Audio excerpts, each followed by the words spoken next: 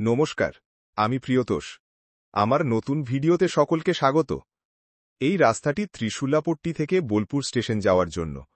কর্মসূত্রে আমাকে প্রত্যেক দিন এই রাস্তা ধরেই যেতে হয়।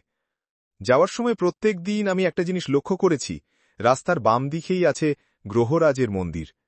যাওয়ার সময় আমি দেখেছি একজন বয়স্ক ভদ্রলোক একটা নির্দিষ্ট সময়ে মন্দির ও তার চারপাশটা পরিষ্কার করে থাকেন। আবার ফেরার সময়ও দেখেছি ওনাকে মন্দিরে প্রদীপ জ্বালিয়ে দরজা বন্ধ করতে। কোনোদিন সুযোগ হয়নি গ্রহরাজের মন্দিরে গিয়ে প্রার্থনা করার। আজ এই মন্দিরে খুব ধুমধাম করে পুজোর আয়োজন করা হয়েছে, সেই সুযোগটি আর হাতছাড়া করলাম না। পুজোর সমস্ত কিছুর সাক্ষী থাকলাম আমি, ও তার সাথে ক্যামেরাবন্দি করে রাখলাম আপনাদের জন্য। মন্দিরে পুজো উপলক্ষে একটি বিশাল মৎসবেরও আয়োজন করা হয়েছিল।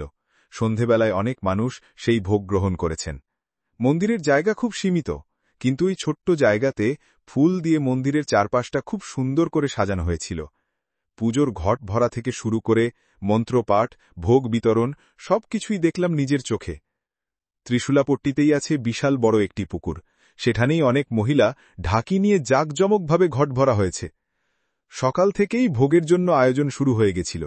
এখানকার কিছু মানুষের উদ্যোগেই এত সুন্দর করে এই পুজো এবং ভোগের আয়োজন করা সম্ভব হয়েছে। সন্ধেবেলায় পুজোর পর প্রসাদ বিতরণ এবং ভোগ খাওয়ানো শুরু হয়। যাদের প্রচেষ্টা এই পুজোটি সুন্দর করে সম্পন্ন হয়েছে, তাদেরকে আমার তরফ থেকে জানাই অসংখ্য ধন্যবাদ। আগামী বছরও আরও সুন্দর করে এবং আরও বড় করে যেন এই পুজো করা যায়, তার জন্য সকল বোলপুরবাসীকে এগিয়ে আসার জন্য আমি অনুরোধ জানাচ্ছি। এই বলে ভিডিওটি শেষ করছি। সবাই ভালো থাকবেন, সুস্থ থাকবেন।